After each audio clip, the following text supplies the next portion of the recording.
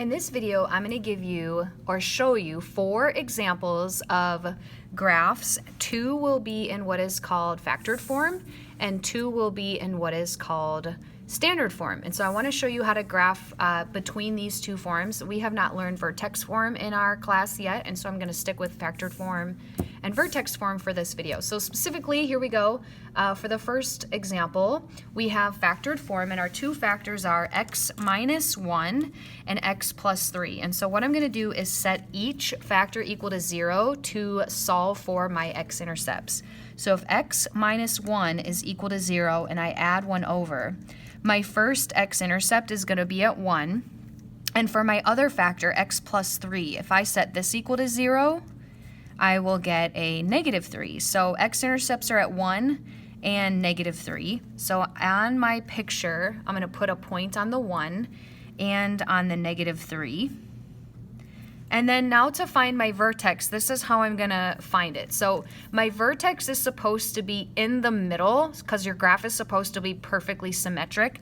Just for simplicity's sake, I'm going to count and then I'll show you how to do it algebraically. But between negative 3 and 1, if these are 1, 2, 3, 4 units apart, the middle would be 2 units from your points, because if they're 4 apart, the middle would be 2. And that would mean that I'd have a vertex at negative 1 comma something. But specifically, you take an average. So you have negative 1, I'm sorry, not negative 1. We have positive 1 and negative 3. If we add those up and divide by how many things there are, 2, you'll get your middle. So 1 minus 3 is equal to negative 2, and negative 2 divided by 2 is negative 1, which is how you get your vertex algebraically, or you can just count. So now that I know the vertex has to be on negative 1, I can find the y value by plugging in negative 1 into my function. So I'm going to take y equals negative 1 minus 1, I'm plugging in negative 1 for the x, and then for the x here, negative 1 plus 3. So negative 1 times negative 1 is equal to negative 2. And negative 1 plus 3 is equal to 2. If I multiply those together, negative 2 times 2, I get negative 4. So my vertex is going to be at negative 4. So I'm going to put that point on my grid here. Negative 1, negative 4. And now, if you know your pattern of change for your parabola, so if I go looking at my function here, I have x times x, so I know my a is equal to 1. And then also, so let's just write down a couple things. If my a is equal to 1, I have 1x squared. If I were to multiply those together, I know the graph is going to open up. Plus, if you kind of notice, it already is opening up. Hopefully, you can make that connection.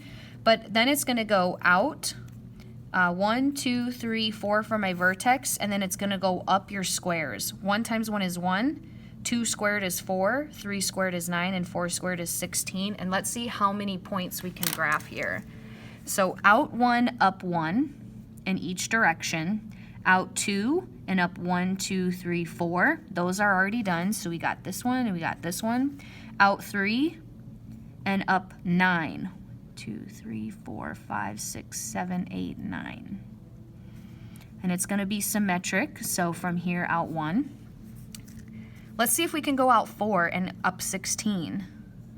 So out 1, 2, 3, 4, and up 16. This got us to 9, 10, 11, 12, 13, 14. I can't quite get 16, so I'll just connect what I have. And there's my parabola.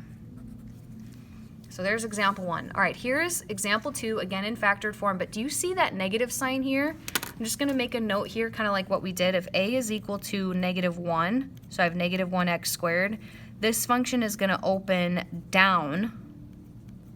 So instead of going out and up, we're going to go down.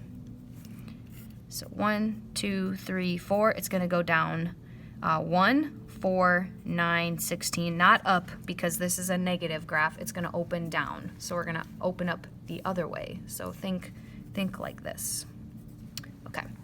So again, starting with my x-intercepts, I'm going to set each of my factors equal to 0. And I'll get my x-intercept, so here at negative 6, and then here the other one, x plus 2, set this factor equal to 0, solve by subtracting 2, and I will have another intercept at negative 2. So Over here, I'm going to plot a point on -2 and another one at -6. Now again, how I find my vertex is going to be by counting in the middle. So the middle of -6 and -2, if I count, those are 4 units apart, so halfway there would be 2 units in from each side.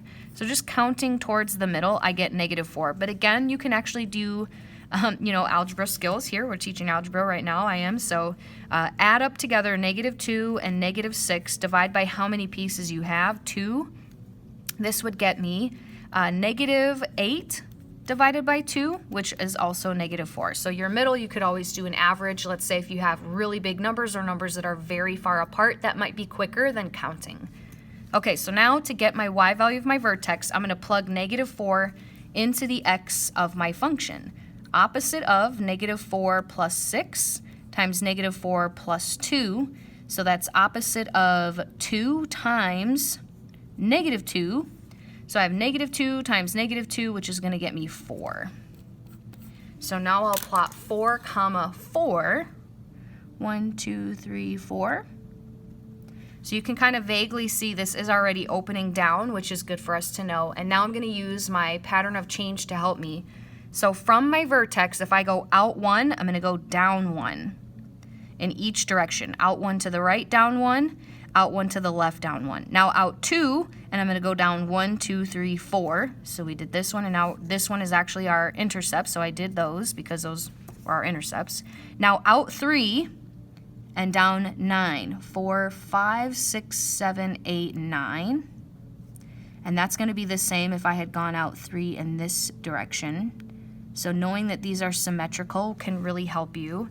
Now 10, 11, 12, 13, 14, I'm not going to be able to get 16 because that'll be too far off my grid. So I'll just stop with this many points here. And there's our parabola. So there's 2 examples of how to graph in what is called factored form. And now we'll do a couple in the same video just kind of for comparison, standard form. So notice how I'm going to actually do a graph here that has an a greater than 1. I'm excited to show you how the pattern of change will be affected by that 2x squared in the front in our picture. So first I'm going to start with the question, can you factor? Because that's the fastest way to find your x-intercepts. And in this case, you sure can, and you can factor easily. And I'm going to put a smiley face there in case that makes you upset. Just hopefully you're not too mad. GCF here, meaning greatest common factor, is how I'm going to factor. These terms are both divisible by 2 and an x. So I'm going to divide by 2 and take an x away. I'll be left with x, and then plus divide by 2. I took the x out, so just x plus 2. Now set each factor equal to 0, and that will be quickly how you find your x-intercepts. So what I'm going to do is set 2x equal to 0, divide both sides by 2. I get x is equal to 0. And x plus 2, set this equal to 0, subtract 2 on both sides, and I get another x-intercept at -2. So 0 and -2 are my 2 x-intercepts.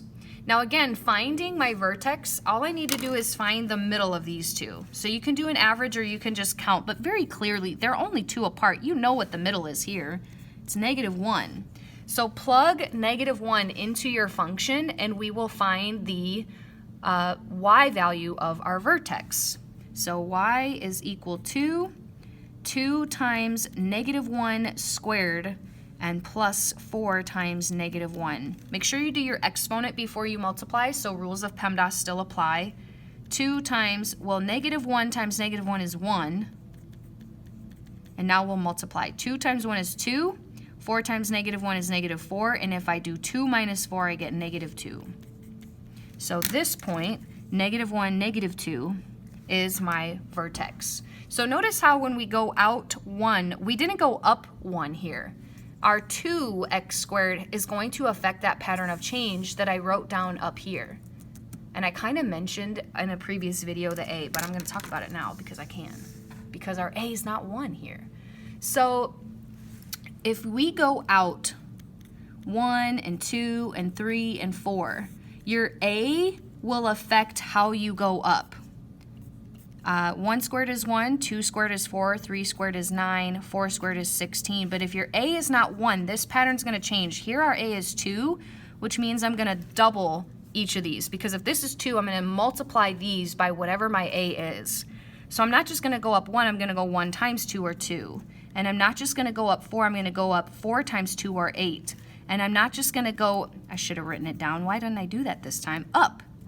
Okay, out 3, up 9, but not 9 this time because our A is 2. That's going to alter that pattern. So it's going to be up 18.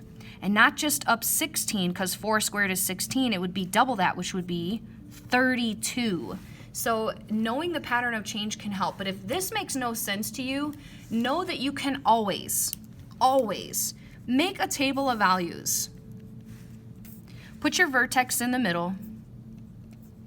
And just go out from there. So -1 to go to the right would be 0 and 1 and 2. And to go to the left would be -2 and -3 and -4. And just plug those x values like we did for our vertex into your function and you can find the points you're supposed to plot. That will always work. Pattern of change is just a hair quicker. So out 1, up 2. Out 2, up 8. So I'm going to go out 2. And up 1, 2, 3, 4, 5, 6, 7, 8. And out 2, up 8 in this direction. And there's no way I'm going to be able to go up 18 because I can't go 10 more up from there. So it's just going to make our graph go up twice as fast because I had 2a. So hopefully that kind of helps explain a little bit here. All right, we have one more to do in this video. I have 1x squared plus 6x plus 9. Can you factor? And again, my answer is yes. And this should be easily. What two numbers multiply to make 9 and they add to make 6? In this case, it's a 3 times a 3. 3 times 3 will get you your 9, and your outside and inside terms when you multiply is going to get you a 3x here outside and inside 3x there, so total 6x in the middle. Now if I have x plus 3 and I set this equal to 0, I get a solution of -3. Notice how that's going to show up twice. Okay, that's going to alter your picture a little bit. We're not going to have 2 x-intercepts like we've had for each of these. We actually only have 1. So when your factor shows up twice, take a look here. Watch how your picture's going to change. So now I don't have a middle of -3. So my x-intercepts, there is no middle of 1 point. So that is telling you that -3 is the middle because I don't have 2 x-intercepts. And so if -3 is the middle, there aren't 2 points to average, okay?